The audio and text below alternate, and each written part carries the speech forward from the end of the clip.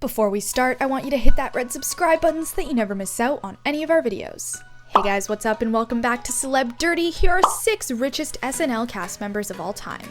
Number 6, Tracy Morgan, $70 million. Before this SNL legend took to the iconic set of Studio 8H, most audience recognized him for his recurring role as Hustle Man on Fox's Martin.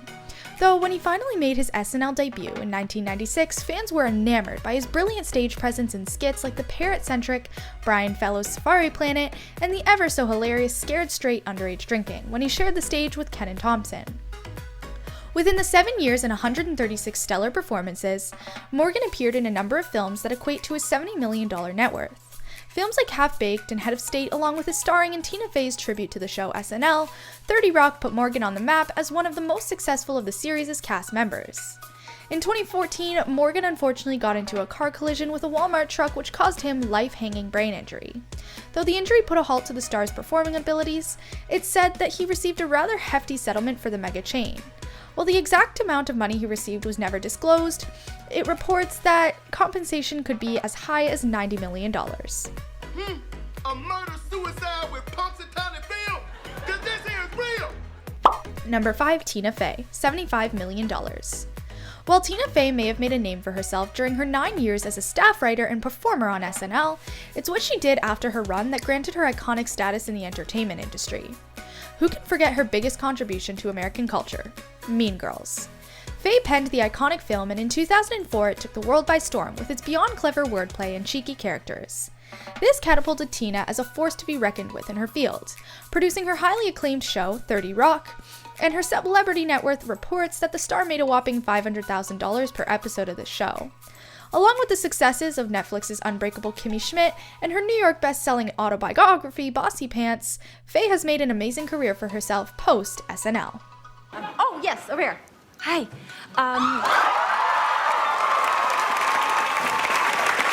Number 4, Chris Rock, $100 million. Who can forget Chris Rock's hilarious narration of the UPN sitcom based on his teenage years in Everybody Hates Chris? Audiences easily remember Rock's out-of-the-box comedic stylings in such classics as Madagascar and Grown Ups. But let's not forget he got his biggest break by wowing audience every Saturday at Studio 8H. SNL fans and critics alike list the 90s as some of the best years for the program, and Rock was an integral part of this phenomenon. Though in '93, the comedy genius was let go by execs due to his interests in a competing program. In Living Color was the new hit show on the block, offering more creative freedom to its cast members that Rock just wasn't getting from SNL. He said he wanted to be in an environment where he didn't have to translate the comedy he wanted to do, and though the show was canceled a month after Rock joined the cast, he continued to become one of the most revered and wealthiest comedians in the industry. 'Cause I'm never going in there. There is no circumstance. Number 3, Mike Myers, $170 million. While his starring roles in the iconic mega franchise Austin Powers, this Canadian performer certainly has one of the biggest success stories post-SNL. Mike Myers entertained the audiences of the show for a whopping 6 seasons, joining the likes of Kevin Nealon and Dennis Miller in '89. When Myers played a plethora of ironically funny characters during his time on the show, it was his portrayal of everyone's favorite wacky metalhead, Wayne Campbell, that struck audiences even to this day. Mike Myers' astonishing net worth can certainly be attributed to the colossal success of the Austin Powers franchise.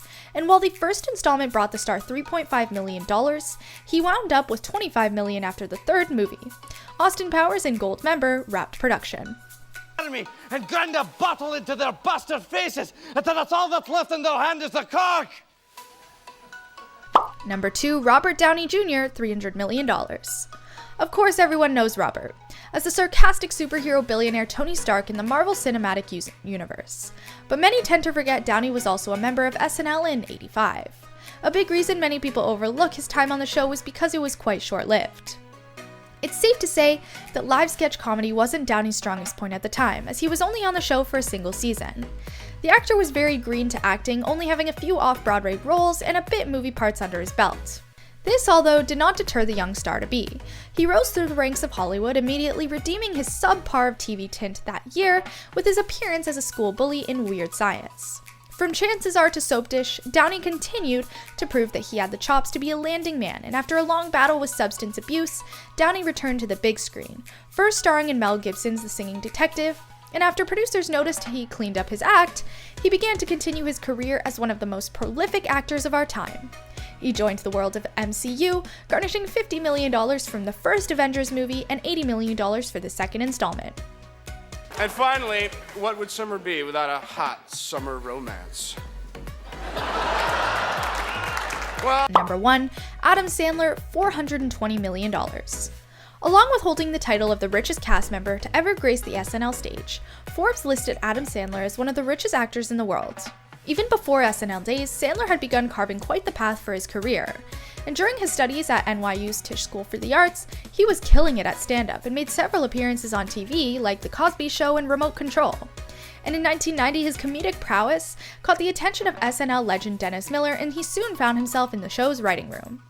The following year, Sandler got his chance to shine on screen, and while he was initially given skits like Dance Party USA, it was replaced with a completely different sketch during reruns of its episode. Though he suffered a similar fate as Chris Rock when he was let go in '95, much like Rock, Sandler's career completely blew up after his departure from the show. Now receiving upwards of $20 million per movie, he dominates the field of motion pictures with smash hits like the 2019's award-winning thriller, Uncut Gems. I told my boy Chris Farley I got fired, and he said, "Sandman, they fired my ass!" But this brings us to the end of our video.